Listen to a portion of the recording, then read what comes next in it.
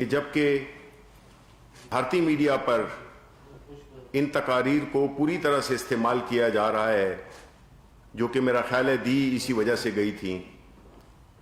ان کے ٹیلی vision net works پہ پوری طرح سے پروپیگنڈا کیا جا رہا ہے، ہمارے ملک کے خلاف ہماری فتح کو شکست میں تبدیل کرنے کا تاثر دیا جا رہا ہے.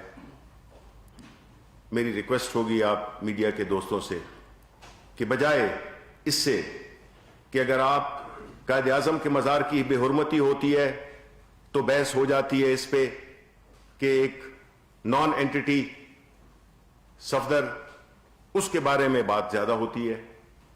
جب ایاز صادق کی بات ہو تو اس میں زیادہ بات اس سے ہوتی ہے کہ جی اس نے بھی یہ کہا تھا، اس نے بھی یہ کہا تھا، اور اس نے یہ جو بات ہے اس کو اس طریقے سے اس کو نہیں ہوتی ہے.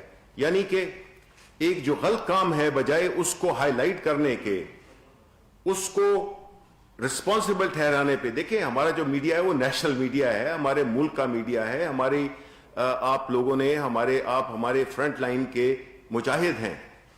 تو میری آپ سے درخواست ہوگی کہ یہ جو سیاسی، جس کو انگریزی میں یہ کہوں گا کہ جو پولیٹیکل ویگابونڈز ہیں، اس کا اردو میں ترجمہ تو میرا خیال میں اور کوئی مجھے لفظ نہیں آ رہا، جو کہ سیاسی ویگابونڈز بدماش کو کہتے ہیں.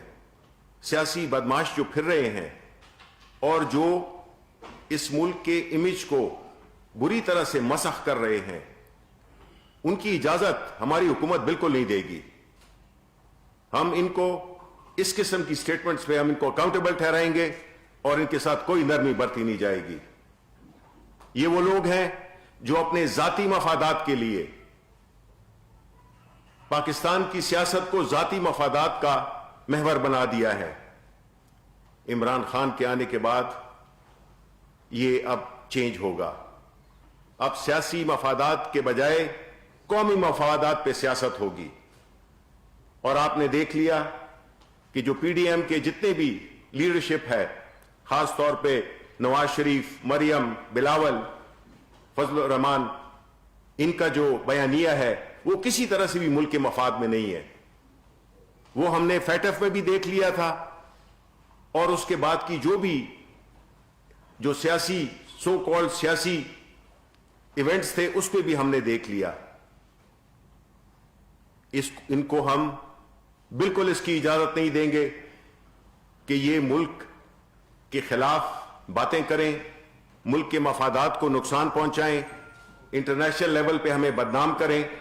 ان کے جتنے بھی یہ دیکھ لیے، آپ نے یہ کلپ دیکھ لیے کہ کیا باتیں ہو رہی ہیں کہ فورن منسٹر کو اور سارے جو ہمارے جو سپہ سالار ہیں ان کے بارے میں کتنی غلط باتیں ہو رہی ہیں، جس کا کہ حقیقت سے بھی کوئی تعلق نہیں ہے اور اس کا ریورس ہے. یہ تو ایک ایسا ملک ہے جو کہ اسلام کے نام پہ قائم ہوا تھا.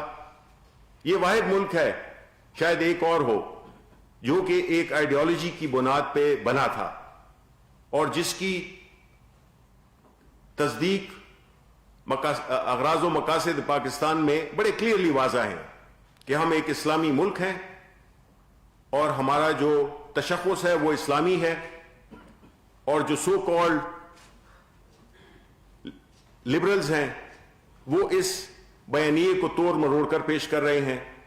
لیکن جب ملک کی بات آتی ہے تو اس میں ان کی کوئی نہ مذمت ہوتی ہے بلکہ چیزوں کو مبہم کرنا، ڈائلوٹ کرنا. دیکھیں اس طرح کی باتوں سے آپ ملک کی انٹرسٹ کو نہیں بڑھا رہے بلکہ آپ اس کو پیچھے کی طرف کھینچ رہے ہیں.